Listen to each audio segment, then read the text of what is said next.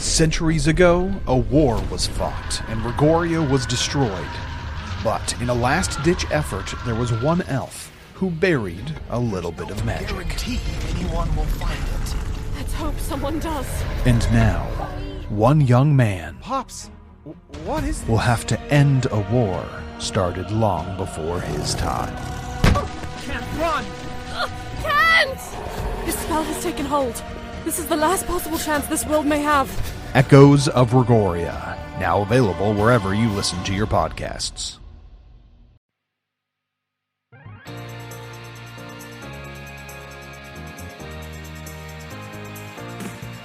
Welcome to the All Things Nintendo podcast. I'm Brian Shea. This is a weekly podcast to discuss all the biggest news and games from the world of Nintendo. It is Gamescom week, so we have a good bit of heavy-hitting news, but we also had a Nintendo Direct focused entirely on Kirby Air Riders, and on top of that, the release of a new Nintendo-developed game that you probably already forgot came out. We will be talking about all of those things this week, and joining me to do that is my colleague over at Game Informer. It's Mr. Kyle Hilliard. Kyle, how are you doing today? Hello, I'm doing good. Yeah, I fell on the Dragon Drive sword. Yes, that is the game that I was referencing in the intro. We will be talking about that at the tail end of the show. But we have more pressing matters to talk about, one of which is the Kirby Air Riders Direct. That is going to be the second segment here after we get to some of the news. But on that same note, Kyle, we are still in full-on Nintendo Direct watch. We didn't get the typical late June. We had one yesterday. You know what I mean. Yeah, I know what you mean. Typically they give us a first-party Direct kind of like after the Summer Game Fest timeframe, like late June, early July. But instead of that, we've gotten a few smaller Directs, mostly focused on third parties. Kyle, you and I have been covering Nintendo for long enough that we understand that trying to predict Nintendo's next move is a foolish endeavor. But do you think that we're going to get a Nintendo Direct, like a proper Nintendo Direct, sometime in the next month? In the next month? So like by the time September 22nd rolls around. Probably. Yeah, I mean, they're still... Switch 2 is still kind of like needing a push. I mean, not really, not literally, because I mean, it's like the best-selling console of all time. But yeah, I mean, it seems like they've gotten on that game a month track, you know, like that that are usually on. So yeah, we'll probably see a Direct sometime soon. Get some Metroid details in there or something. I was hoping this week was going to be the week, and then we got a Direct that was longer than any other Nintendo Direct I think I've ever seen. Dedicated to one game. Yeah. And a game that looks fine. We'll get into that in the main segment. But before we jump into the news, just a reminder, you are listening to the All Things Nintendo podcast. This show arrives in your podcast feeds completely free each and every Friday. But if you'd like to support me and allow me to keep on making these episodes, you can join the Patreon for as little as $3 a month. That gets you access to the community Discord, which grants priority access to Q&A episodes. But there are also $5 and $10 tiers that get you things like early and ad-free episodes, plus shout-outs at the end of every show. Just go to patreon.com and search All Things Nintendo, and it would really help out the program if you're able to join up. You also find me on YouTube and subscribe to that. That is a completely free way that you can support the podcast. All right, Kyle, we got some big news this week, and we are going to start by discussing a game that everyone has been waiting to hear more about. That is Hollow Knight Silksong. Team Cherry finally announced the release date for, I want to say, one of the longest anticipated games in the industry. I don't know if you would say most anticipated, but longest anticipated. I mean, you think about games like Half-Life 3, you think about games like Duke Nukem Forever, things that you just like have been hearing about these games for years and years, and it just never seems like they're coming out. We eventually did get Duke Nukem Forever. Unfortunately, the way it turned out was not up to expectations or hopes. Hollow Knight Silksong sounding like it's shaping up pretty well. Our own Wesley LeBlanc from Game Informer is at Gamescom right now as we were recording this, and he got to play it. He wrote a pretty positive preview on GameInformer.com if you want to go check that out. But we got a new trailer, came in at just under 2 minutes. But in that time, I think we got all the information that we really needed. Gave us a brief rundown. focused on ascending to the peak of the Haunted Kingdom, which is kind of the inverse of the first Hollow Knight, which was like taking place entirely underground for the most part. We got to look at the map. They flashed the map on the screen. It looks pretty massive. They showed the shop. They showed some of like the acrobatic platforming and combat. They told us there's going to be more than 40 bosses, which that sounds like a lot. As you can understand. Yeah, too many maybe. You can understand why it took so long to get this game out maybe. But the real news came at the end. Like I said, we've been waiting for this game for like 6 or 7 years now. And it turns out this game is coming out in just about 2 weeks, September 4th. The wait is finally over. It's coming to Switch and Switch 2. But if you want to venture off onto other platforms, it is going to be on Game Pass on day one if you're an Xbox player, plus every other major platform. Kyle, now that we finally have a date that we can circle on the calendar, does the hype feel like any more real? Well, I mean, the thing about Hollow Knight is like I like Hollow Knight a lot. Like I like that first game. I liked it. I mean, I don't know. It's weird. We had a weird trajectory with it at Game Informer, where it really went under our radar and we didn't review it until it came out on Switch. So I always think of that kind of being when it sort of like became really super popular, was when it was on Switch, because it was like such a good fit for Switch. It was. But I had played it before then on PC. So like at least within our little Game Informer circle, I was playing it before it was cool. I think, just to really make myself to be the hipster, I think I was the only person who had it on my top 10 the year it came out. I think, like in the edit at Game Informer editors. But that is all to say that I like Hollow Knight. I think it's a great Metroidvania, but I've been kind of like surprised by the hype that has been following it, because it's like I bet the sequel is going to be another really good Metroidvania inspired game with a cool tone, you know. Mm-hmm. I don't think it's going to like revitalize the genre or anything. I don't think it's going to be this like, you know, changing tide to video games. I think it's just going to be a really good sort of execution of the genre that the first Hollow Knight proved it was going to be good at.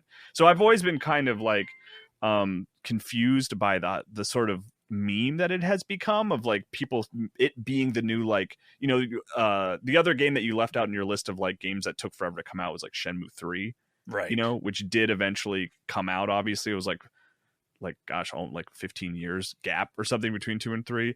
And it's like, I've always just kind of been like, it's weird that Silksong has become the new this thing's never coming out sequel, you know? So like that's kind of where I've always felt about it, if that makes sense. Like I've always just kind of been like, yeah, that was a cool game. I'm looking forward to the sequel. It's weird that it's become this thing. So now that it's like actually has a date, I'm like, okay, that cool thing that I think is gonna be pretty good is coming out. So like my hype is kind of unchanged. It sounds like I'm being dismissive. I think those games are great, and Team Cherry is like incredibly talented, but it's weird that its reputation that it's sort of earned by accident, you know. Mm-hmm. I will admit to you that one of my dirty gaming secrets is that I have only played like maybe 4 or 5 hours of Hollow Knight. It's a hard game. There are things that kind of there are some things I don't really like about it, honestly. Like I mean, we don't have to. I don't want to like badmouth this fantastic game, but I mean, it is a challenging game. It is a difficult game, both in like the challenge of like defeating bosses and enemies and stuff like that, but even the structure of the game can be challenging in a way that I think is by design. I don't think it was bad design as much as it was like, you know, strange decisions that like make the game like more fulfilling to explore and things like that. But it is a game I could see people bouncing off of it for sure. Yeah, I don't know. It seems like it has everything in its favor for me to love it, and I've tried it once, and I think I got, you know, not very far in, and I was just like, I'll come back to this one day, and I never did. So I have it on, I think, 3 platforms at this point. It's like one of those. It's like Stardew Valley, where I think about like, yeah, there's so much in this game's favor that would make me love this game. So I had it on like PC and Xbox and Switch. And then I just have like fired it up like once, and it's like, oh yeah, this could be cool. Maybe I'll have to check it out later, and I just never get around to it because the life of this sounds like I'm complaining, but it's just a fact. The life of a person in games media means you're constantly jumping from one thing to another. Oh, yeah. And it's hard to really dwell on something too long, especially if you miss that initial push, which is something that I'm trying to get myself out of, which is why I'm, in my spare time, I'm playing some Madden and I'm playing some Breath of the Wild, because it's like I'm trying to train myself to not feel like I'm like obligated to play the latest and greatest game if there's something I would rather be playing in my spare time anyway. Yeah, yeah. So, I am excited for Silksong on Switch too, though. Like that, I'm excited to have, a Metroidvania of that caliber on Switch too. Like I'm excited that it's day and date, right? Like there's no spacing out of releases, right? Like it's all coming out on all the platforms at the same time, right? Yeah. September 4th for everything. And it's not dedicated Switch 2, right? It is a Switch 1 game that I will be able to play on my Switch 2. What I saw is there is a Switch 2 version and a Switch 1 version. Okay, cool. Yeah, but maybe I'm wrong about that. Maybe it said coming to Switch 2 and Switch. Okay, cool. That's good. Yeah, I want that. I mean, I also would assume that, Nintendo would be like, what do you need to make that happen? Like they would probably work with them to do whatever they can to make sure there is a Switch 2 version of the most anticipated game, of the last, 7 years? Yeah. Like they would want, like they want that on Switch 2. So I'm glad it's coming. I'm glad it is getting a Switch 2 edition. Yeah. So speaking of games that are getting Switch 2 editions and probably desperately needed, we usually start podcasts when there is Pokemon news with the Pokemon news, but Hollow Knight kind of superseded that. However, we did get some Pokemon news this week as well. So this morning, we're recording this on Thursday of this week. We got a horror-themed cinematic for Pokémon Legends ZA, where there was a couple of people investigating kind of like an abandoned mansion. Kind of gave like Resident Evil vibes, honestly. And it turns out it's a Mega Victory Bell that's causing the mysterious smell, which is a new form, I guess, being introduced in Pokémon Legends ZA. And I don't know, because like there's a side quest chain where you're working with a detective named Emma in Lumio City, investigating different things. In X and Y or in ZA? In ZA. Oh, okay, this is like a character they've revealed. Okay, gotcha. Yes. So Emma is a detective and you help her with her caseload. And they kind of seem like they were investigating this. So I'm wondering if this is a hint of like the structure of like, hey, there's like a thing happening out in this area. But like I kind of have a hard time believing that like this game will have anything this atmospheric or tense, or I don't know, even like anything like beyond just kind of like the surface level, like, hey, this character is floating through this environment and you have to go and find like the shiny object in the garbage pile and then bring it back to her. Like, I feel like that is the extent of, I don't think you're going to be going and then a giant Mega Victory Bell is going to pop up and you have to run for your life and report back. Yeah, I don't know if ZA is going to do that. I mean, they're not totally opposed to like creepy stuff in Pokemon, right? But like, I'm trying to remember, there's like this graveyards sometimes, and like I think it was Sun and Moon has kind of a creepy Mimikyu sequence. Yeah, but it's like, it's really like, it's never anything super intense. It's because they don't. A children's game after all. Yeah, it's a family-friendly series, and also it's not like the characters have more than like 2 expressions that they can make. Yeah, in most Pokemon games, anyway. I mean, who knows? Maybe ZA will have 3. I do like the design of the Mega Evolution Victory Bell. It's just weird. It's nice to see new versions of familiar Pokemon. Mm-hmm. It's just cool. Yeah. We also got another thing during last weekend's Pokemon World Championships. They got a bunch of news across like TCG and mobile and everything. We got a trailer of Pokemon Legends ZA for a mode called Link Battles, which are 4-player competitive battles where you're all in a small area and your goal is kind of like a battle royale. You defeat as many Pokemon as possible before the timer expires. And like, so the trainers start on opposite corners of this little arena, and you send out your Pokemon one after the other. And like, they showed one where it's like 2 Pokemon were battling with each other, And because the battles in Pokemon Legends ZA are like kind of real time, it's not really like turn based. So you can go in and like it showed like I don't know if it was a Gyarados or something, like hit both of them that were battling and knocked them both out. So you got credit for both of them. So it was like you can't be like too locked in on one opponent during this. It seems pretty fun. I know that you liked Legends Arceus or Arceus, but you didn't love it. I remember you were the person that was on that episode of All Things Nintendo when I said that was my Nintendo game of the year over Kirby and the Forgotten Land. How are you feeling about Legends ZA? Good question. Ambivalent kind of. Yeah, Arceus was like I never beat it, right? I think it was like broken down by like 3 or 4 major bosses, right? Wasn't that sort of the structure of that game? Something like that. But then at the end there was a whole like gauntlet that you had to go against with like a lot of like the mythical Pokemon. I was just trying to think of like how far I got into it, because I think I did like 2 of those major bosses, and like my thought for the whole thing was like, this is cool. This is like a new direction, right, for Pokemon that's like unique, and I like it. But I didn't really feel super compelled to see it to the end.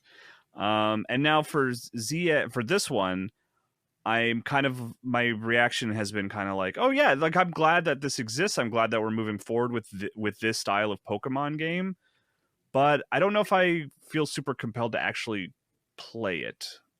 We'll see. Like maybe it's one of those games that's like, I know like Wesley at Game Informer like wrote something for playing it at Gamescom, which maybe you were planning to like talk about, but he was like, I think this is like, you know, the best Pokemon game I've ever played, you know, which sounds really big and huge, but it's kind of like, well, I mean, like there's a lot of room for improvement in Pokemon games. As much as we like Pokemon games, they're just like, they've kind of maintained this very specific sort of style and every time they push a little too hard, you know, outside of that comfort zone, Scarlet and Violet, there's like things that really hold it back from a technological perspective. And if this is one that's like, you know, pushes in the sort of creative and design perspective and manages to like not be a technical mess, like, yeah, maybe there could really be something special here. But I think it would have to be something really special. Like the perception, the reviews have to be really strong for me personally to get excited about it and plan on playing it, you know? Yeah. I mean, this is really up there for me in terms of like my most anticipated games for the rest of the year. It's okay. I mean, it's probably like Ghost of Yotei is number 1. Man, maybe like Borderlands 4 is number 2 after all the time I spent with it for the Game Informer cover story. Pokemon Legends ZA might be number 3 for me. Like it's for me, it's higher than Metroid. For me, it's higher than Kirby Air Riders. Like it's absolutely my most anticipated Nintendo exclusive game for the rest of the year anyway, unless there's something big that gets announced. Yeah, I mean, probably Metroid, probably for me, and I can't imagine anything would go above that. But yeah, I mean, Metroid. What I played of Metroid Prime 4 at the Switch 2 event was phenomenal, and it actually made it climb the list. Like I like Metroid Prime 1 a lot. Like it's tied. The remaster is tied with my highest review I've ever given at Game Informer. It's Metroid Prime Remastered and Forza Horizon 5. Those I gave both of those 9.5s. And so like I love Metroid Prime 1. I have never played 2 or 3, and from what I've heard about them, I don't really feel compelled to, unless they put it like I'm not compelled enough to like seek out a Wii or GameCube, you know? Yeah. If they put out like the trilogy collection on Switch 2, I would probably check them out then. I want to play 2 is the one that I skipped. I actually played 1 for the first time in like 2019, weirdly enough, and I played the Wii version just because I was like trying to do something funky. Like I streamed the whole thing, and yeah, it was great. And I actually really have a lot of affection for 3 because it was kind of early in that Wii life cycle, and it was like a fully featured Metroid Prime game with motion controls I thought were actually kind of interesting and fun. Yeah, and then I'm also like a other M sort of elements of it defender kind of too. But yeah, I'm just excited to jump into like a new Metroid Prime. It's been so long. I mean, 3 was the last one. Yeah, I mean, well, there was Federation Force. Nobody counts that, Brian. Come on. Hey, I reviewed that game, and my core takeaway was better than I thought it would be. Yeah. It was fine. Overall, right. Yeah. It's not. Like, don't like go buy a 3DS, right? But like, Yeah, it turned out like, okay, yeah, this wasn't a miserable time playing through this game for review. Yeah. But yeah, comes out on Switch and Switch 2 on October 16th. Pokemon Legends ZA does. Yeah. I'm curious about it. I mean, that Switch 1 version, that's probably gonna be rough. I bet. They have not shown a single second of gameplay as far as I can tell. But hopefully it turns out well. We'll see. We did also at the Pokemon World Championships get a little bit of news about Pokemon Champions, which is the turn-based battler coming out in 2026. So it's coming to Switch 2, Switch, and mobile devices, and it's being billed as a free-to-start game. But they did announce there's going to be a premium paid digital version for Switch and Switch 2. So if you don't want to have the kind of free-to-play elements, you can just buy it outright, it sounds like. They didn't really give us any additional information about like what that entails or anything like that. But we did also learn that it will be used as the primary battle game for video games at the 2026 Pokemon World Championships. So it is definitely built with competitive in mind. And we also already knew this, but it has full Pokemon Home integration. So you can bring Pokemon from, Sword, Shield, Scarlet, Violet, etc. into this game. Mm-hmm. I don't know. I liked Pokemon Stadium back in the day. Pokemon Coliseum was always kind of cool with high impressive visual turn-based battles. We'll see how cinematic they really turn out. But is that what this is? Is it like a successor to Coliseum kind of? I think the general core concept of we're just gonna import the traditional turn-based combat of Pokemon with just the best 3D visuals we can give you, which at the time of Pokemon Stadium, that was pretty stunning, but now it's all Pokemon games kind of look like this, whether it's an RPG or a game like Pokemon Champions. So I don't know how impressive it's going to be in 2026, but I don't know. I'll check it out if nothing else. And it's cool that they are going to have kind of a standardized game for competitive seemingly going forward. Yeah, that'll be kind of just its own pillar, right? There'll always be that people will do competitive Pokemon versus in, I suppose. Yeah, I wonder if that means they'll be able to mix and match kind of the gimmicks. If I want to do Z moves and you want to do Mega Evolution, I wonder if that's going to be something that is going to be allowed. I don't know. I don't know how they're going to handle that. If you can import Pokemon from multiple games, and this in itself is kind of this nexus of all the Pokemon kind of coming from these different games. If I want to Terrastalize and you want to Gigantamax, what happens then? Or maybe they'll just have one thing of all right, well, there's no gimmicks in this. That's what I was going to say. Usually the answer is yeah, we just took all that stuff out. I mean, that would make sense if they're trying to make it so it's competitive and balanced well. Is there a campaign in this game? Is it I don't think so, but we don't really know much about it. Yeah. All right. We just know that it's very battle focused. Hello, it's Ian from Respect the Crit, an inclusive tabletop RPG actual play podcast about exploring new worlds. Our camera pans down on the world of Ord Mantell. New characters. Carolus would like to make a counter offer. Chinese 2 Scoops Charizard. If that's your voice, I'm gonna be so excited. Yeah, and playing whatever we want to play. Sabak! What a great game. From Dungeons and Dragons. Can you roll another d20? 12. You, for the next 72 hours, are 12 years old. Oh no! To the post-apocalypse. He's a vault dweller, you could probably tell with the jumpsuit and everything like that. Hey, lads, you gotta tell me where your vault is? It's not gonna happen. We've got stories in all kinds of settings, including video games. This is gonna be a Sephiroth-free experience. Horror. Crawling out of the mirror, a nightmarish amalgamation of twisted limbs and jagged teeth, its visage a grotesque mockery of humanity. Oh my god! And a galaxy far, far away. This is fun, let's do it again! And then he'll punch it and we'll go into light speed. The dice tell a story, and we have a hell of a lot of fun rolling with it. No way. No. Are you Oh joking me? my god. This is so... Yes. Whatever the system, miss or a hit, you always gotta respect the crit. Join us bi-weekly every other Wednesday for characters, campaigns, and new episodes, anywhere podcasts exist. Yeah. Kyle, let's jump into what was probably my favorite announcement of Gamescom opening night live. And I imagine that you also were pretty excited about this announcement. It is Lego Batman Legacy of the Dark Knight. So this game looks like it's really building on what TT Games did with Lego Star Wars: The Skywalker Saga, where they're like, kind of doing higher production values. They're abandoning kind of the voiceless characters in favor of bringing in like video game voice actors to to deliver like these iconic lines, which is kind of a cool twist. But this time it's like combining scenes from like different movies, different video games, comic books. And like in this trailer that they showed at opening night live, we see scenes from the Dark Knight trilogy, the Christopher Nolan trilogy, the Batman starring Robert Pattinson. We hear music from the Tim Burton Batman movie. There's quotes from the Burton one as well. Yeah. Yeah. And the You Want to Get Nuts, that was in there, right? Yep. And then using tools that he had access to in the Arkham games, namely like kind of like the spray that he sprays in the shape of a bat and then he explodes to break open walls.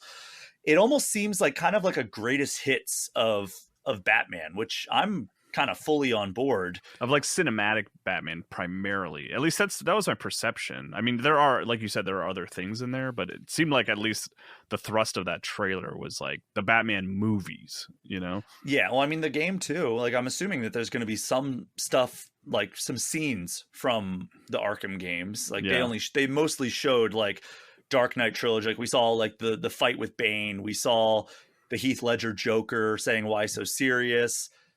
We saw the kind of the Penguin like car chase scene from the Batman, which was one of the better scenes in that movie. Yeah. So there's a lot of really, really promising things that they can pull from. I mean, there's so many Batman scenes. Kyle, is there a scene from Batman versus Superman you want to see in this? No, I'm good. Okay. What is the best Batman media? What is the best Batman media? Yes. I mean, I think the Nolan trilogy. And I think it changed film. Not even just comic book movies or superhero movies.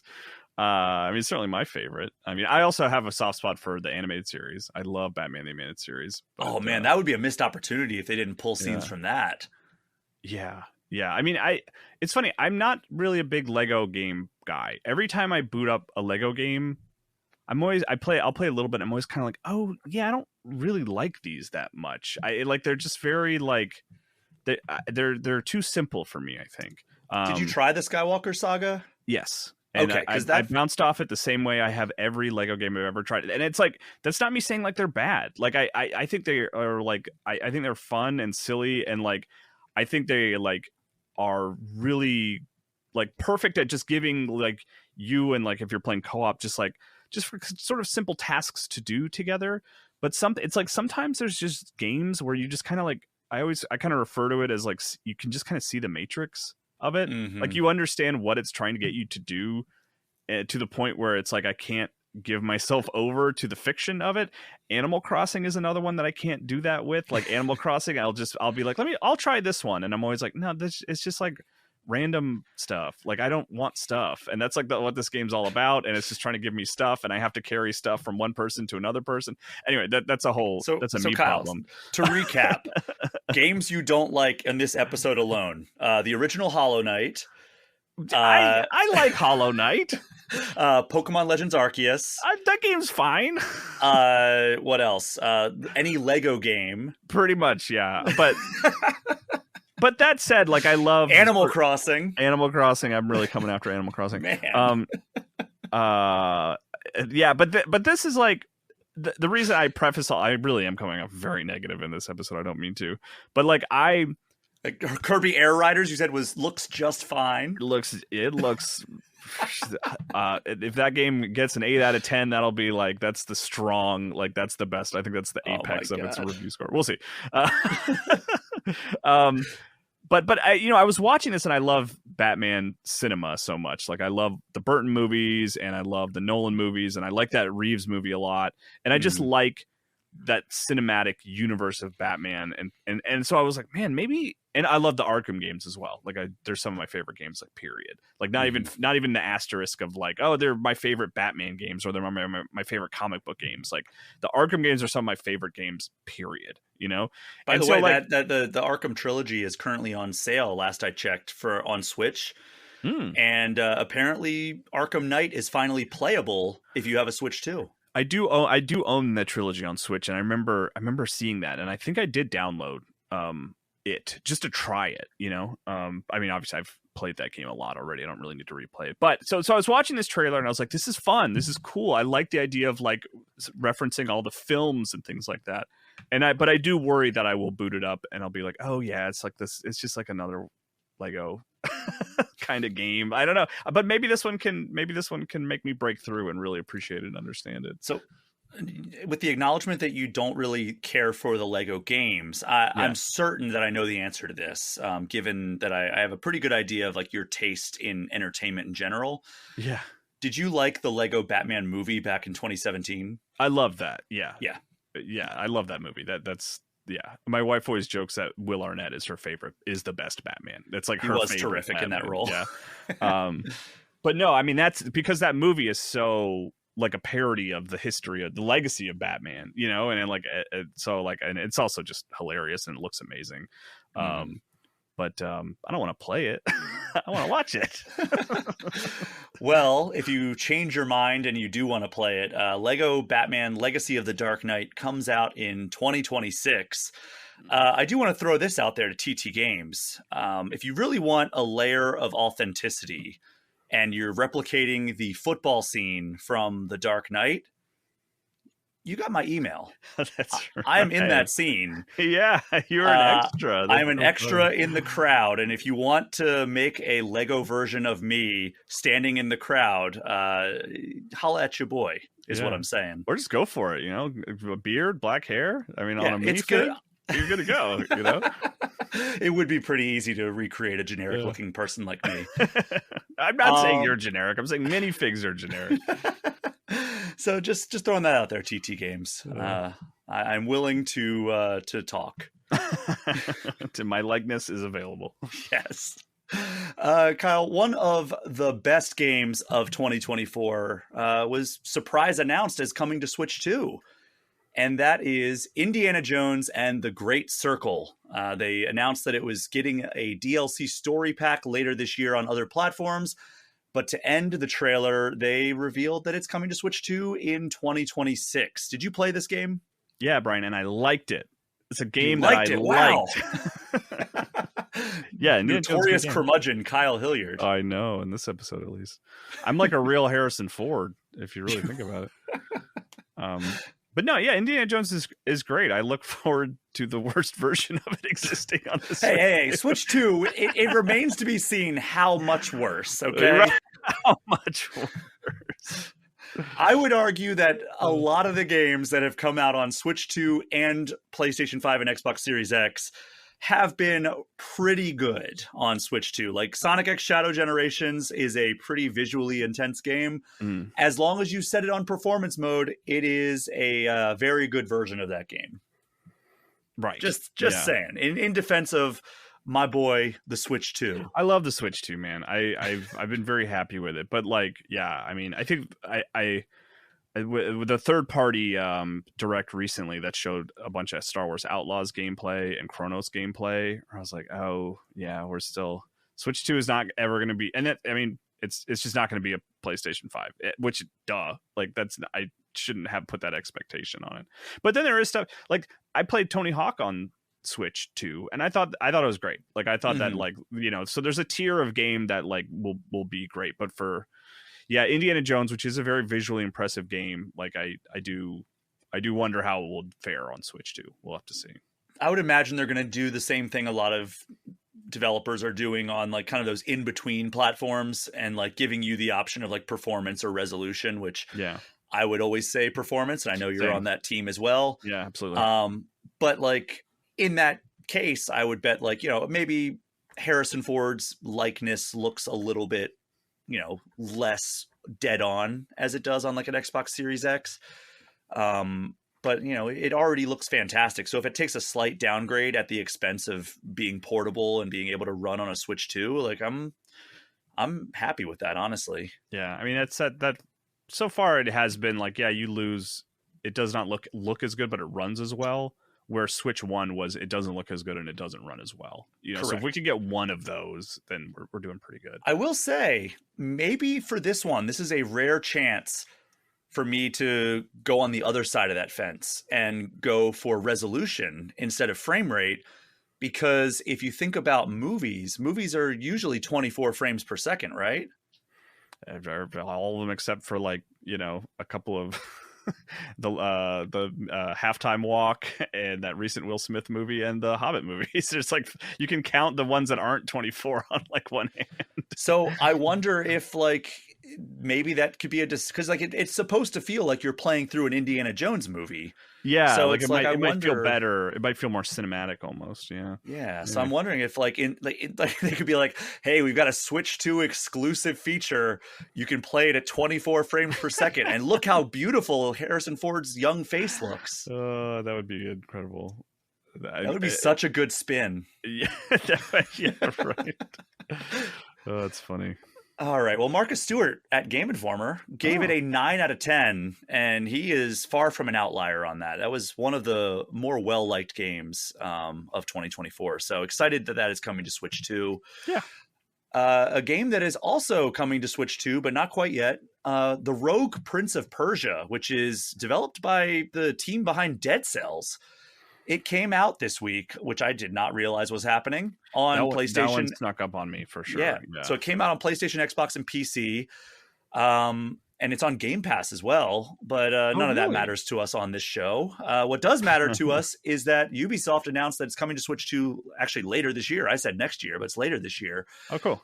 For those unfamiliar with this game, it's been in early access for a little bit now, but it is a fast-paced roguelite centered on platforming and combat, similar to Dead Cells. And like other Prince of Persia games, it is kind of, acrobatic combat style, some mind-warping mechanics, a little bit of parkour. Have you had a chance to check this out at all? Yeah, I mean, it was announced and then it's been in early access, since it was announced. And I did like a preview for it where I played a bunch of it for preview, but I hadn't really touched it since then because I just don't really. I like waiting for 1.0 usually. Same. So I would like to play this on Switch 2. That seems like a great place to play it. I played. Gosh, what was the one from recently? Was it Fallen Crown? Lost Crown, right? I played that on Switch 1. Like that's where I played it, and I thought it actually ran well and was great. And so I'm excited to have this on Switch 2 for sure. I played a little bit last night, and I will say that it does feel quite promising. It does feels feel like like Dead Cells. Yeah, it feels like a perfect fusion of Prince of Persia: The Lost Crown and Dead Cells. Yeah, and there's wall running and stuff. Like you hold the left trigger and you can wall run, and then like press the right trigger to dash, and you're going around like taking out enemies. You can kick them into spikes and stuff, which is super fun. Like there was an enemy just standing on the ledge, and like I just landed right next to him and just like Spartan kicked him into a pile of spikes, and he unfortunately passed away shortly thereafter. But yeah, what were you playing it on? Xbox? Xbox Series X. Yeah. Okay. Yeah. If it's on Game Pass, maybe I'll spend some time with it before the. I wonder if it's cross save compatible. That'd be nice. That would be nice. It's. Yeah. I don't know. I found that that's kind of a rarity. I found. Yeah. Cross play seems to be much more prominent. Yeah. It was wild to me when I booted up Cyberpunk on my Switch 2, and I was able to grab my save from the Xbox version that I put like 80 or 90 hours into or something like that. And I just remember being like, "Whoa, this is crazy that I can jump into my 80-hour save file on Switch 2. It's cool." I wish every game had that, but then Yeah. again, like I've been saying that for years. Like it would be because, like, I haven't tested this out, but like, I reviewed Madden, for example, on PlayStation 5, and it came to Switch 2 this year, and I'm like, this would be so cool if I could bring my franchise with me when I travel. Yeah. I don't know if that's the case. I know EA has like kind of their unified like account system, so I should check that out and see if that is something that you can do on Madden. I would imagine I would have heard of that, but like that seems like that would be like a good thing for them to advertise, especially with it coming to Switch 2. And you would think that like if you're going to double dip on any platform, it would be, all right, I want to play like the best version on PS5 or Xbox Series X, and then I can play a slightly downgraded version, but the give and take is I can take it on the go. Yeah, I would very much do that, but I've heard good things about the Madden on Switch too. I'll have to investigate that. Okay, cool. But yeah, very cool to have Rogue Prince of Persia coming to Switch 2 later this year. Kyle, here is an excerpt from the second lowest scoring review I've written during my career at Game Informer. Okay. I want you to guess what game or franchise I am talking about. I'm going to redact some things here. Okay. This game underwhelms and disappoints at every turn. Pokemon Legends Arceus. No. Oh, okay. But this is right up your alley because you're Mr. Negative today. Not the Spider-Man villain, but just like, the all things Nintendo villain. I like Indiana Jones. Bland level design never improves, and tedious boss battles are unrewarding and unsatisfying. This character's return 21 years later could have reminded us why he was once considered a potential peer to the likes of Mario and Sonic. Instead, this game only serves to remind us why the mascot hasn't seen a new adventure in over 2 decades. Now, I do not know the title of this game. I don't know, I like its proper name, but I know it is a game that Joe Juba, former reviews editor here, like I think he literally apologized to you for giving it to you, or maybe after you turned in the review, he said like, "I'm sorry that I put you through this," but it's Bubsy, right? It is. Yeah. It is Bubsy. The Woolies Strike Back. Woolies Strike Back. I never would have gotten that. No, that's why I said game or franchise. Okay, good. And it's funny because it actually came out in the all-time great video game year of 2017. Which is like its legacy, because like didn't Bubsy 3D like come out right around Mario 64 or something? It was pretty close. It's always coming out alongside some of the greatest games of all time. It's a real horizon in that way.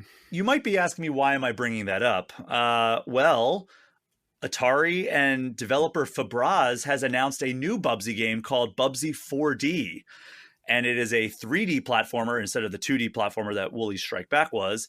And I normally would not cover it because of like how long it's been since a good Bubsy game has come out.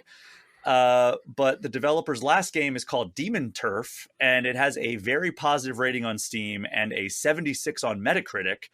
And also on top of that, friends of this very show, Kit and Krista, posted from the Gamescom booth for Bubsy 4D and said Bubsy 4D is legit. So I don't know. Does this do anything for you, Kyle?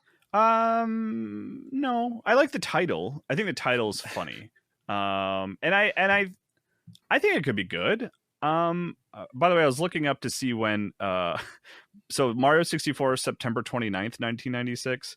And then Bubsy 3D was November 25th, 1996. So it was like weeks after Mario 64. But I mean, I don't have any affection for Bubsy. I don't know. I've never played a Bubsy game. I like the title. I think I'm always pro, like, yeah, like let's revisit this old like weird franchise and do something fun with it. So like, yeah, I'm not opposed to it. But I don't know. I'm not like getting excited for it or anything like that. Fair enough. I mean, I'm not excited for it, I would say, but I don't know, I'm curious about it. Yeah, I'm curious. Yeah. I could always use a good 3D platformer, I guess. I don't know. Yeah, like I wouldn't say no to a good one of those. Those are always fun. And also, like, well, handing it to a new developer that has put out a good game recently, there could be worse things happening with this franchise, as we learned in 2017. Yeah. But it's right around the corner. Comes out September 9th. All right. right after Hollow Knight Silksong. But it's a 3D platformer, so at least it has a couple of months between it and Donkey Kong Bonanza. I was about to joke. At least no really great 3D platformers came out this year. Although you could argue that Donkey Kong is not really a 3D platformer. It's like its own thing in a weird way. I would say it's an action platformer. It's like yeah. But but it is its own thing because it's like there's not really a lot of like I got to make sure I jump on this platform at this very specific way in Donkey Kong Bonanza. Sometimes, like there's some platforms, occasionally, yeah. But it's not its primary mechanic. Agreed. Kyle, we have a load of Sega news this week, and all of it is at least related to Sonic, if not straight up Sonic. So buckle up for your favorite franchise, Kyle. All right. But first off, it's Shinobi Art of Vengeance. So a while ago, they announced that we were getting some kind of crossover DLC with like other Sega properties in the form of a DLC stage called the Sega Villain Stage. Mm-hmm. And we got the most obvious first announcement for that stage, and that is Dr. Eggman is one of the Sega villains that appears in that stage. I'm excited for this, but like I will be done with this game long before it comes out because it arrives in early 2026. The stage does. Mm-hmm. And Shinobi Art of Vengeance comes out August 29th. So I don't foresee myself revisiting it unless it turns out to be super cool. Yeah. I mean, that's the obvious choice. Are there any other Sega villains that you would want to see appear? Like, Sega villains. I mean, there's like Shenmue. There's like Landy. That might be kind of funny and weird. Yeah. Gosh. I mean, is there anything from Like a Dragon? I mean, there's a lot of good villains in Like a Dragon. Yeah, that'd be fun. I mean, I'm not like super versed in that franchise. I don't know if there's like one primary villain that stands out for people in the Like a Dragon series. I don't know. Maybe Majima. That'd be fun. Yeah, that'd be cool. He's kind of a villain, like antagonist. Maybe a rival's a better word for him. Yeah. What other like, kind of Sega games am I missing? Like, what am I not thinking of? I mean, like, there's Streets of Rage. Yeah, I don't know if there's something from like that. Crazy Taxi. Is there Crazy a villain Taxi? Crazy It's just Taxi? KFC. Yeah, or something. Yeah. What else? Super Monkey Ball. Like, there's a decent amount Jet of Set things. Radio has like Golden Axe. Golden Axe, yeah. Okay. That would fit in pretty stuff. well. Like some sort of like beast creature from Golden Axe would be fun. Yeah. I don't know. There's lots to go for there, but that DLC comes like a out. Persona in there, like just kind of borrow that. All right, yeah. You just hit on something that feels like it's going to happen because we have seen one thing with Sega, and that is if there's a crossover, Persona 5 is going to be in it. It shows up. Yeah. There was one that was announced earlier today that I forgot about. Or Overwatch. That's right. Is that officially announced, or was it just like kind of like teased? Maybe I just leaked? saw like leaks or something. I thought maybe it was official at this point. Yeah, I just saw some folks talking about it on Blue Sky. Speaking of 2017, Brian would be freaking out at an Overwatch Persona crossover. But unfortunately, I have moved on from Overwatch at this point in my life. More directly related to Sonic, Sonic Racing Crossworlds is kind of right around the corner, September 25th. And it turns out we're getting more crossover characters than just like Minecraft, SpongeBob, Like a Dragon, and Ninja Turtles. We are also getting Pac-Man content. Pac-Man and his ghosts will be playable. And there will be a stage inspired by Pac-Man. So that is coming to Sonic Racing Crossworlds in early 2026 as DLC. But it turns out that it goes in the opposite direction as well, as there is Sonic content coming to Pac-Man World 2 Repack later this year. Is it at all interesting to you that when we were discussing what could be next for the Mario Kart franchise after Mario Kart 8, we all thought it was to go like full on Nintendo Kart or Super Smash Kart and go like lean heavily into like crossovers. Mm-hmm. But Nintendo instead just like went hyper focused on Mario, got rid of all the crossover characters. And it instead ended up being Sonic Racing that went the crossover route. And also in the past, if you look at the arcade games, Pac-Man was always in Mario Kart, but now Pac-Man is coming to Sonic instead. Like, is that at all interesting to you, or is that just a thing that exists in this world? I mean, I was actually gonna bring that up. That I was like, Pac-Man's the only character that has managed to slip into both Mario Kart and like a Sega racing game. I mean, I don't know, like, because it's the easy pitch to be like, yeah, just put all your characters in there. But, you know, I appreciate that Nintendo is like, no, we have more creative ideas than just putting what ultimately amounts to skins in their game, you know, like, so I don't know. I mean, it is the less creative avenue, honestly, of just like, yeah, let's put a bunch of like familiar characters in here. That'll be fun. And I don't think it's not fun. And I like want to play as those characters, but it's not like, you know, it's not like a unique idea or anything. It's just fun. You're getting cynical Kyle today. I know. I'm sorry, man. Cinekyle. That's my favorite Pokemon. That's what evolves into Kyle Hilliard. That's right. Okay, that's right. Okay. Well, Sonic Racing Cross Worlds is coming out September 25th, and Pac-Man World 2 Repack comes out a day later on September 26th, and this DLC comes out over the next 6 months, presumably. Mm-hmm. We will close the news segment on this. Back in 2023, I traveled to Sonic Team out in Burbank, California to write the cover story for Sonic Superstars. And while I was there, I actually asked Takashi Iizuka, the head of Sonic Team, why Sonic Mania 2 never happened and we got Sonic Superstars instead. I have quite a few quotes here to kind of build up to why we're talking about this. So sit down and grab a cup of tea or whatever you drink while you're listening to this. He said, quote, "There was a period after the development of Sonic Mania when we worked with them being Evening Star, to consider concepts for the next generation of classic Sonic. It's too bad that it didn't become a finished game. Still, I'm pleased that the next generation of classic Sonic that we talked about with them has been achieved with Superstars." He also said, "When you make a 2D game using pixel art, you kind of end up targeting a very specific core audience. We wanted to bring this game to as many people as possible, and in order to make it look and feel as appealing to a wider audience, we needed to use 3D assets to really give it that current look. But we do know that core fans want that old classic Sonic look, so they want that old classic Sonic feel, they want that old classic Sonic look, and they want that old classic Sonic feel. Mm-hmm. So we focused on making sure the controls were solid and the look and the feel were really representative of a classic Sonic game. That was Superstars."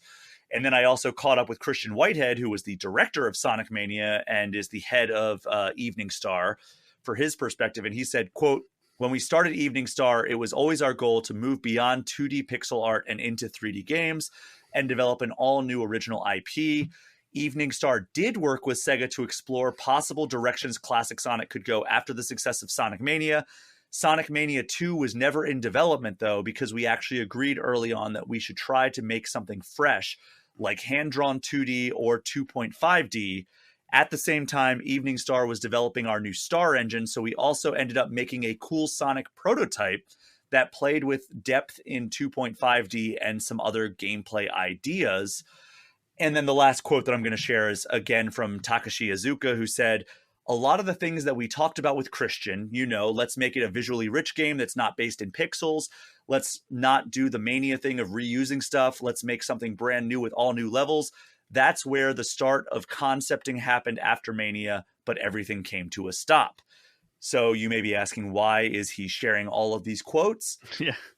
There is a new development in this story. So Christian Whitehead took to his Blue Sky account and shared the first look at that prototype that he referenced, where he said that there was a 2.5D Sonic Mania, or not Sonic Mania 2 specifically, but like a classic Sonic prototype. And he shared a few screenshots to mark the 8th anniversary of Sonic Mania 1.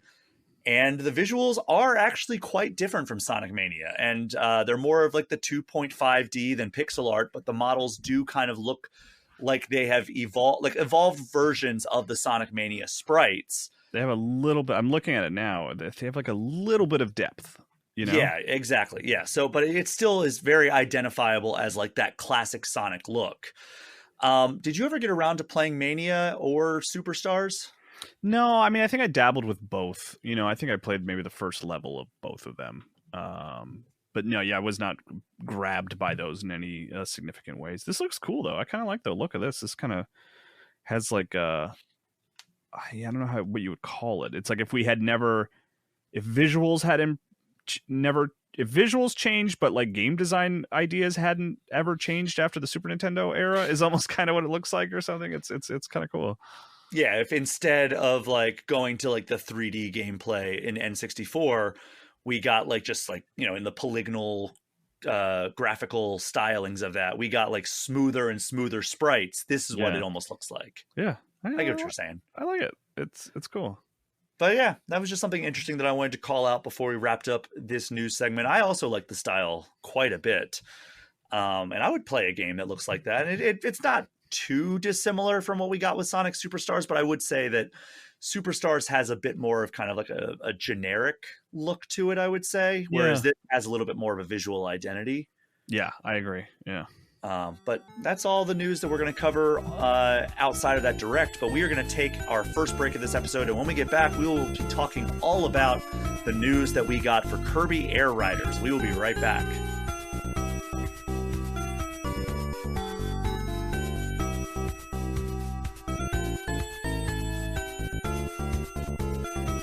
We are back, and while we are still waiting on that very anticipated full-on Nintendo Direct, we did get a Kirby Air Riders Direct, because it's starting to feel like we're getting one of these almost every week. It's never the one we actually want. So this one focused on the upcoming game by Masahiro Sakurai, which, you know, whether you're excited or not about it, is one of Nintendo's biggest remaining games of 2025. And I was shocked here because when they announced this, I was like, okay, yeah, I could see them doing a direct on it. But then they were like, it's a 45-minute Nintendo Direct focused on Kirby Air Riders, which is longer than any single video that Nintendo put out about Mario Wonder, Pokemon Legends Arceus, or Tears of the Kingdom. Or Tears of the Kingdom even? Wow. I made a joke that the only way that they could stretch it to being 45 minutes would be to have Masahiro Sakurai walk out and like show us how he modeled Kirby for this game in real time.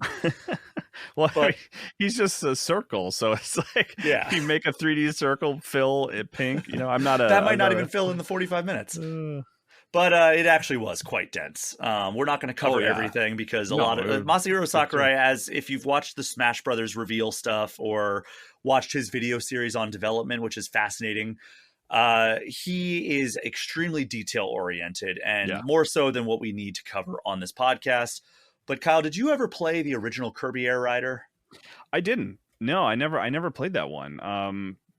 I missed it. I do remember I was talking about this on MinMax the other day that like I got one of those N64 VHSs in the mail, which is like one of those things like I don't know how they got my address, but I'm forever grateful they did. You know, and probably because I had like a Nintendo Power subscription or something. But I remember on that video they had like 5 seconds of footage of Kirby. Like it had a different name, I think, but it was like a Kirby racing game for 64. And like I went and looked it up like yesterday, and I was like, oh yeah, no, it totally started as a 64 game and just morphed into a GameCube game over time. But it's not one I don't think I've ever spent any time with it at all. Yeah, I never did either. So you and I are on the same page here. Like I like Kirby as a character. There's a fair bit of Kirby mainline games that I like. Forgotten Land a lot. Like I've reviewed a handful of Kirby games. I like Planet Robobot and Triple Deluxe. I really enjoyed. Deluxe rules.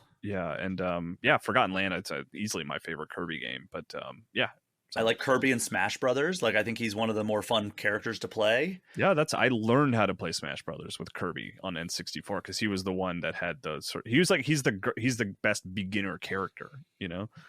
Yeah. So this direct was in fact hosted by Masahiro Sakurai, aka the creator of Kirby. Go back and listen to the Satoru Iwata episode that I did a few weeks ago, and you know Masahiro Sakurai worked with Satoru Iwata quite closely to create the first Kirby games.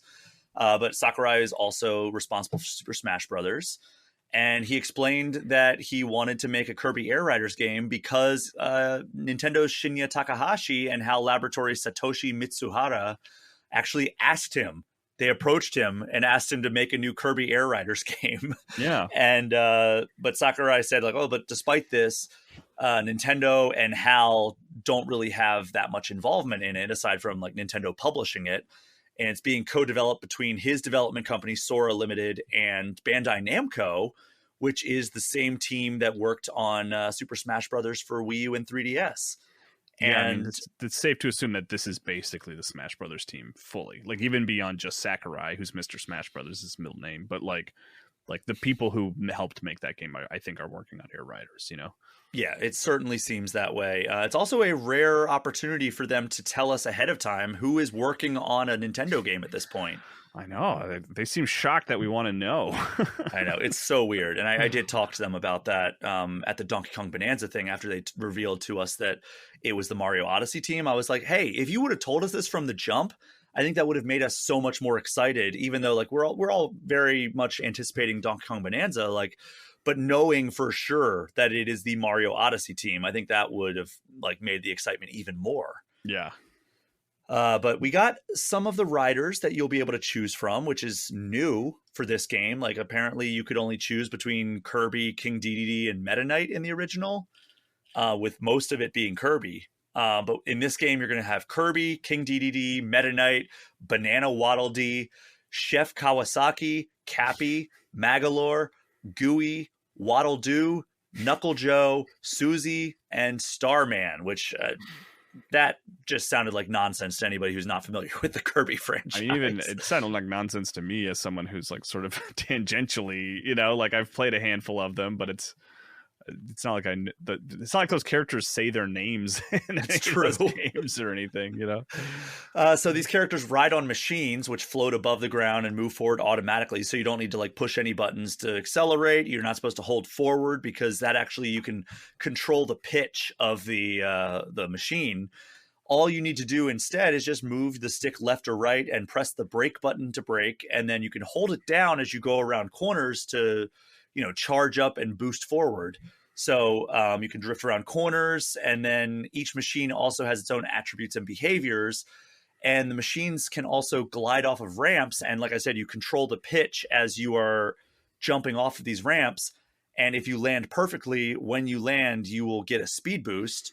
And then there's another button that is used for special moves, which are character specific. So every character only has one, but Kirby has 4 different ones, and they're all based on which color you choose of Kirby. And every rider, and not just Kirby, can have copy abilities like Kirby. And the reason they did this is because they realized that if they had copy abilities for just Kirby, it would give Kirby players too big of a competitive advantage. Yeah.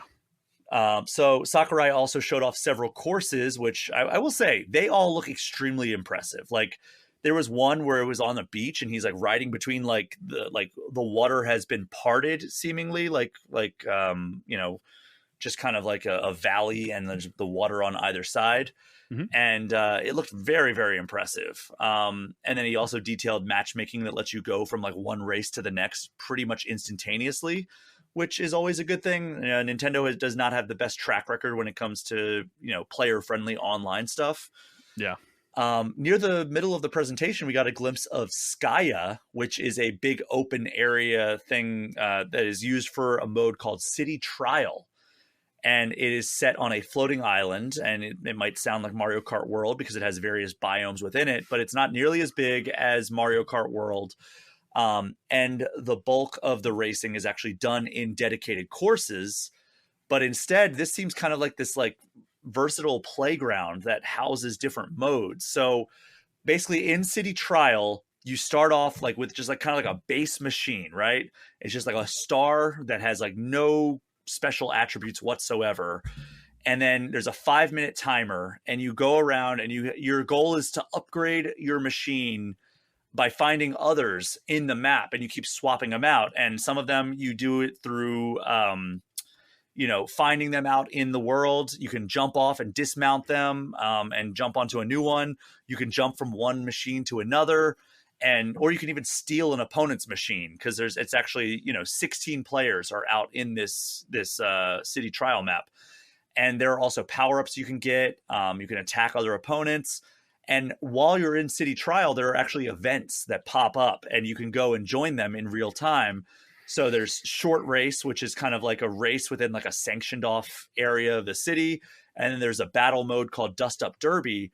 And these 16 players can choose to join these or not. And you can also do real players, combination of real players or CPU characters. And your mission for this entire thing is to get the strongest machine possible. And some of them will have different like specialties. Some of them will be really good at gliding. Some of them will be really good at like speed. And after the 5 minutes are up, you and the machine that you obtained during the city trial are sent to stadiums. And here you compete in random mini games to determine the final winner. So it's like a multi-part competition.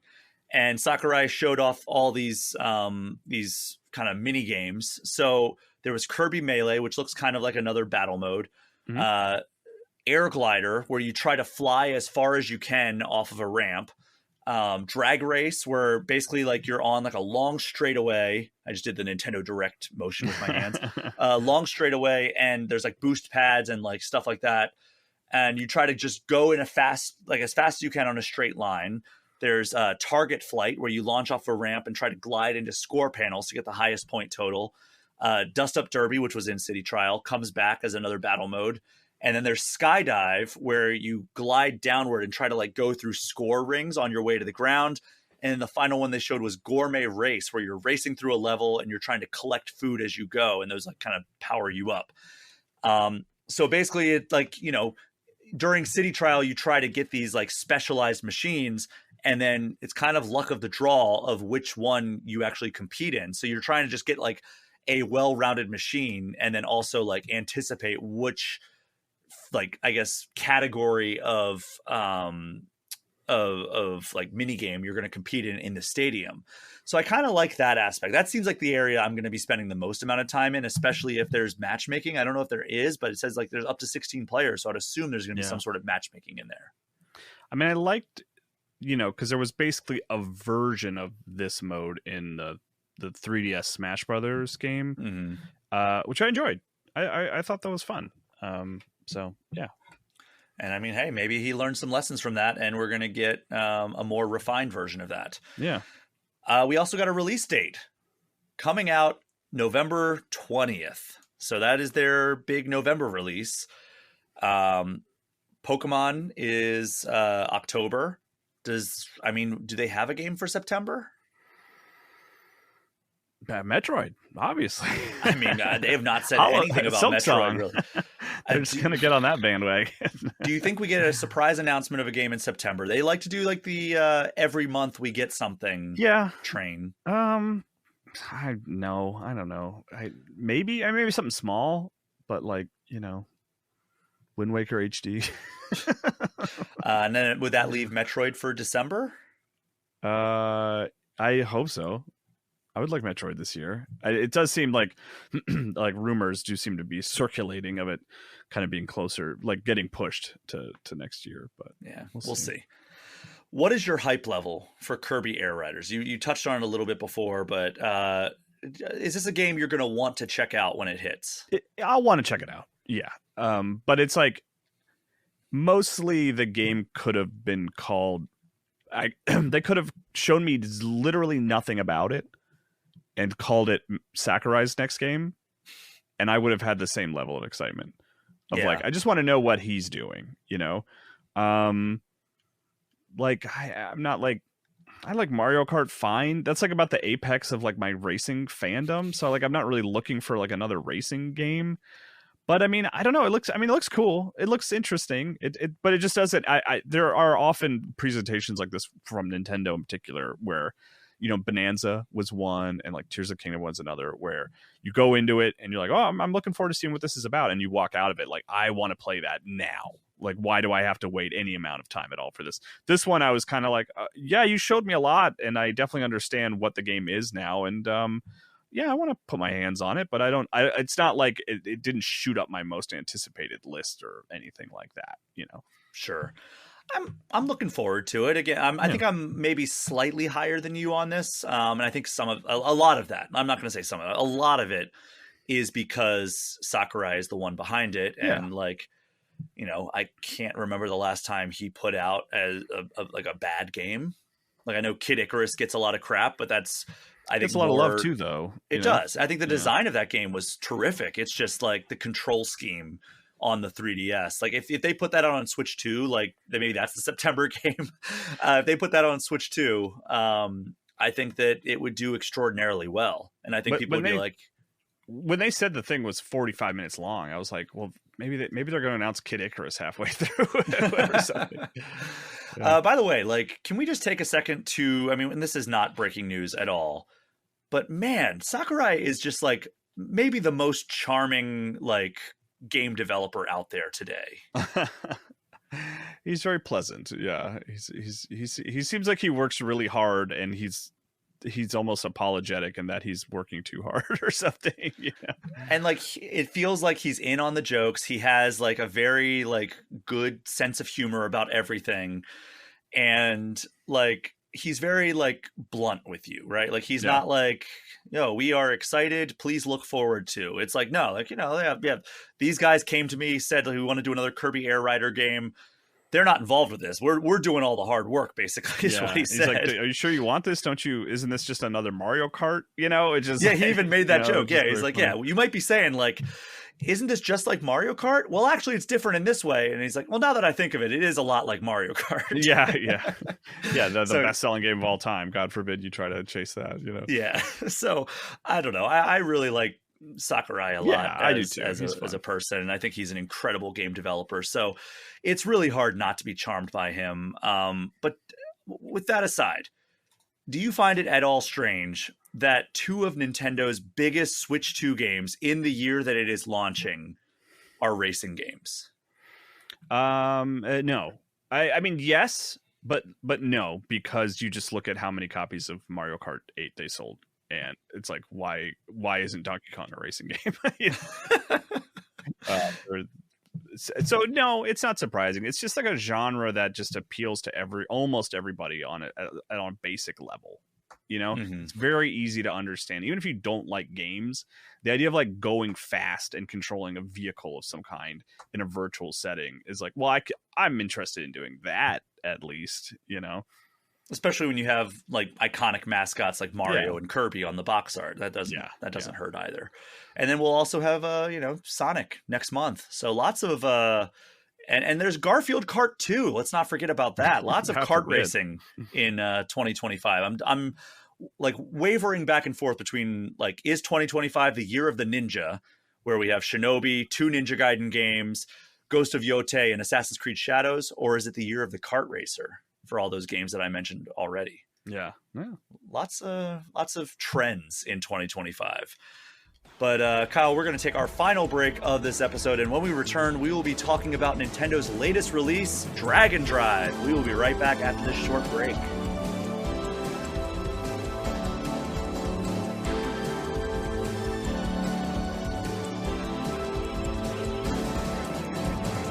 We are back for the final time this episode, and as I mentioned in the intro, I alluded to a game that Nintendo released in the last week that people may have already forgotten released. And Kyle, to be honest, I almost didn't even remember to include it in the show notes this week, which may be more because it's been a very busy week.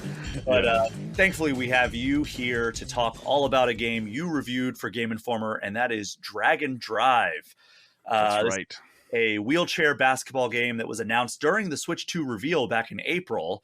I played a bit of it that same day as part of Nintendo's press hands-on event, but I haven't gotten my hands on the final version, so I am interested to hear how it turned out. Yeah, it's funny, at Game Informer, you basically put out into the editorial pool, it's like, does anybody want to review this? And it was just crickets. And I was like, yeah, I admit curiosity. I want to see what this thing is and how it works. And my big takeaway is that, like, it for me at least, and actually, looking after I wrote my review, I looked at some other sort of pieces like that had people written and stuff like that. So I don't think it's just me, but like, it does work better than I hoped or expected. Like, the act of like sliding the Joy-Cons along a table, or as I actually ended up playing, it was like along my legs, like on my thighs. Sitting down is actually the most comfortable way to play, oddly. Like, I was impressed at how well it worked.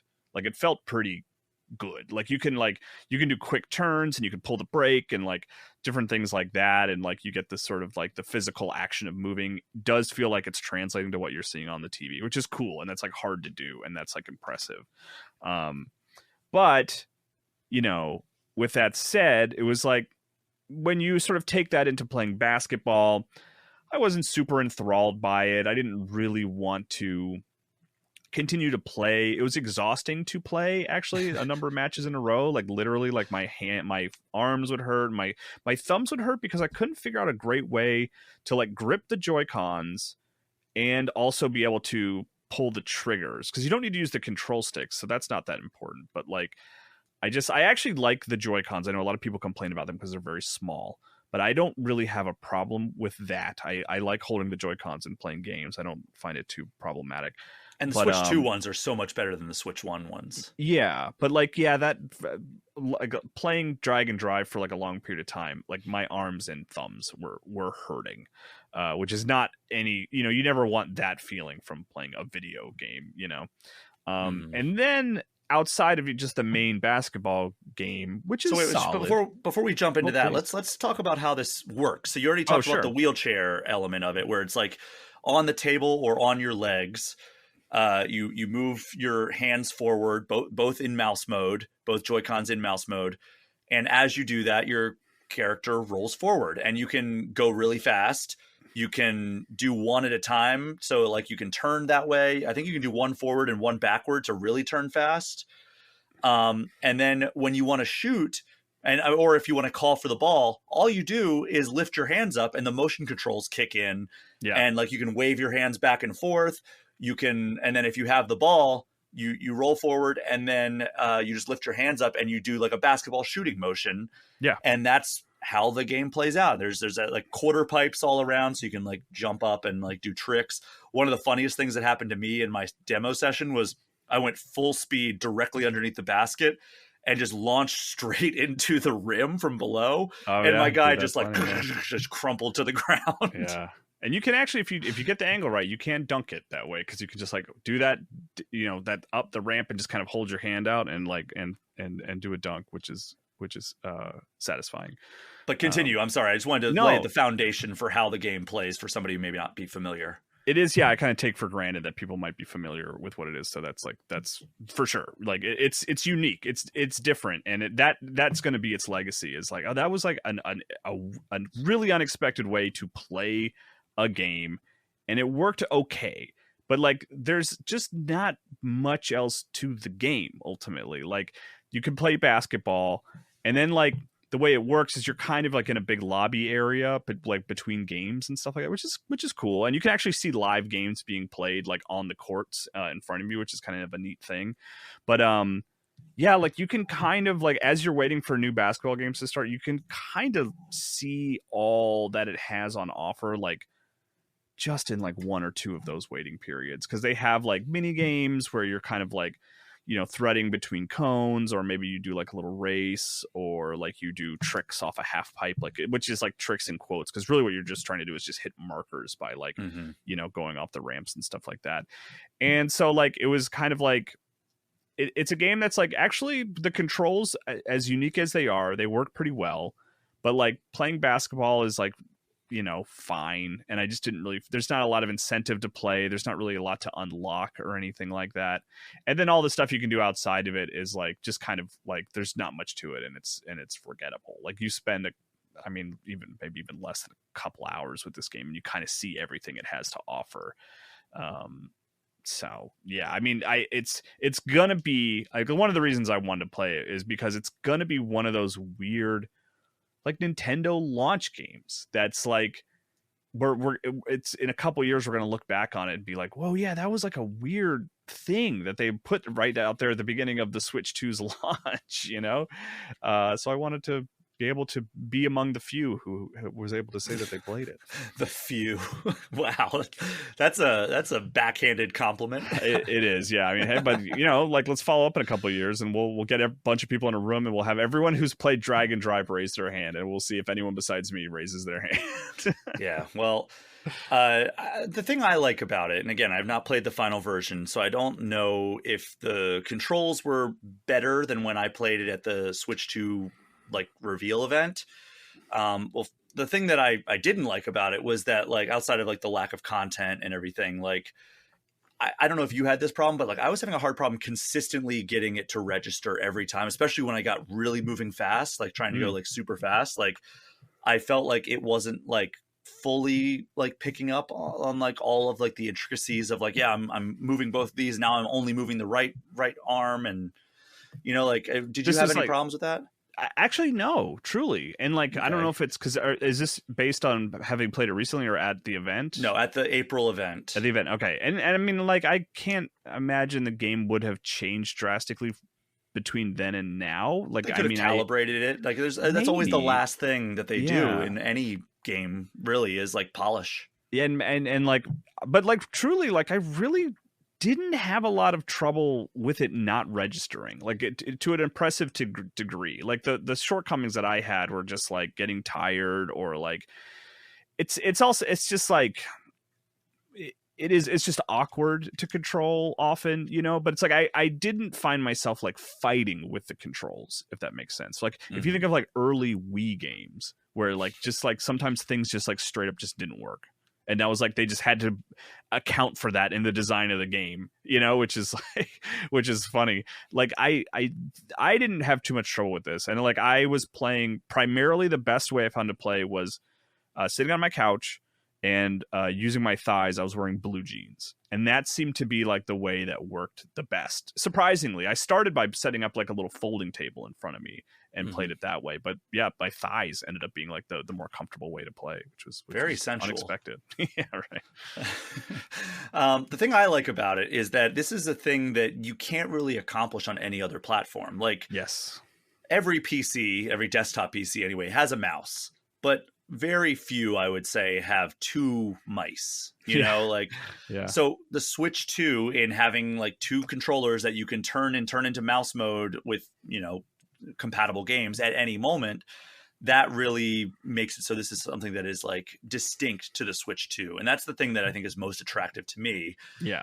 It is a game that you can only play on Switch 2. And I always am seeking out those experiences. You know what I mean? Like if there's a game that can only be played on one platform because of its unique controls, like I'm gonna check it out and be interested in, like the Playdate or something like that. You know, like the fact that like there are plenty of games on Playdate that like can only be played on Playdate because of the little crank and stuff like that. Like that's always going to be appealing to me. And so this is an instance of that where that's one of the reasons I like raised my hand to review it, because I was like, this game can never be ported to anything else, really, you know, unless like maybe you could use your Joy-Con 2s connected to your PC, I guess. You know, but something tells me this game's not coming to PC. I don't know. I could be wrong. By the way, Kyle, what was your review headline for Donkey Kong Bonanza? Do you remember? Breaking through to something new, I think is what it was. It should have been an appealing return. No, with peel, like banana peel. Yeah, but it's not a return. It's like the characters returning, but it's like a totally new style of game. It's not, you know, I don't know. I would have an appealing new path. Yeah, no, I don't like so puns. As your reviews editor, I failed you for not reprimanding. Did you just come up with that and you're like, I gotta because tell you had a bright yellow thing that reminded me of banana. That's the play date, and you said appealing while you were holding it, and it made me think of a banana peel. So we remember my review headline for Dragon Drive that you, I think, smartly kind of not talked me out of, but like I was like, I don't know if this is a great review headline, which is my review headline initially was just my thumbs and arms hurt. Which I still think is like funny, but like not a great, like, you know, it's not a great headline for like telling you what I think of the game, really. You know. So. Well, this reminds me of when I was I was visiting Sega to play Super Monkey Ball Banana Mania, I think it was. And I asked them if they had ever considered changing the name from, I think it was like, I don't know, I think it was Spin Dash, right? Like Sonic, in order to like, you know, kind of rev in place and then run out. Mm-hmm. Did you ever consider calling it a peel out? And they're like, no, we never did. And I'm like, oh, okay, well, never mind then. All these banana puns. But anyway, Dragon Drive is available now on Nintendo Switch 2, and it'll set you back $20 if you want to check it out. But it sounds like, you know, for what it is, it's a fun time. Yeah, it's not like terrible, right? Like I think there was some fear that it would be this like disaster of just like, why is Nintendo even making something like this? And mostly it's just like, oh yeah, it works pretty well, but it's just not very fun. Is kind of like my takeaway, you know. Not there's not much to it. There's not much to it. It's not super fun, but it works, you know. The mark of any good game. But Kyle, thank you so much for joining me for this week's All Things Nintendo. Yeah, thanks for having me. And thank you so much to everyone for listening. As you know, my Patreon and the associated Discord server are the best ways to get any questions or comments in. But you can also get in touch with me at brian@allthingsnintendo.com or hit me up on Blue Sky or Instagram at Brian P. Shea. Kyle, tell everyone where they can find you on the internet. KyleHilliard.com on Blue Sky. I did the URL stuff with it. Got it done. I'll have to have you teach me how to do that. But for now, that is our show for this week. Thank you again for listening. Take care. We'll see you next time.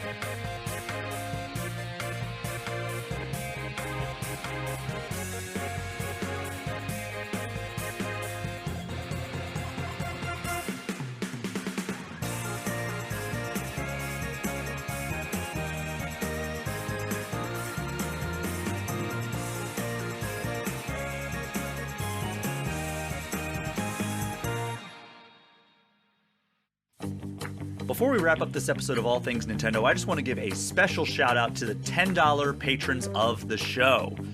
Alex Stadnick, Andy Junkins, Ben Richland, Carbon Mjolnir, Chaps My Ass, Derek Sigmund, Dusty Beeman, Ian T. Clark, Jason Thompson, Jawar Hello, Johnny Five, Jose Villalobos, Joshua DeProy, Casey Radio Man, Cody Gibson, Creeper 207, Paul at Drunk on Mako, Pratable, Rob McCann, Bobby Mac 265, Robert Sosa, Roberto Nieves, Roger Reichert, Russell Sayer, Smithy Poo, Zachary Pliggy, and Zek 3 Swords Sama. Because of your support, I'm able to continue doing this show each and every week. Thank you so very much. Hey there, I'm Hugh from Poderation, and if you like today's show, why not check out Roll for Riz, a podcast as ridiculous and cheesy as its title implies. You might have heard of Isekai. You might have heard of Reverse Isekai. But have you heard of D&D Reverse Isekai, where an adventuring party finds themselves in modern-day Japan with their powers completely and utterly intact? It sounds ridiculous, right? But it sounds like you want to listen to it, right? Find Roll for Riz wherever you can get your podcasts.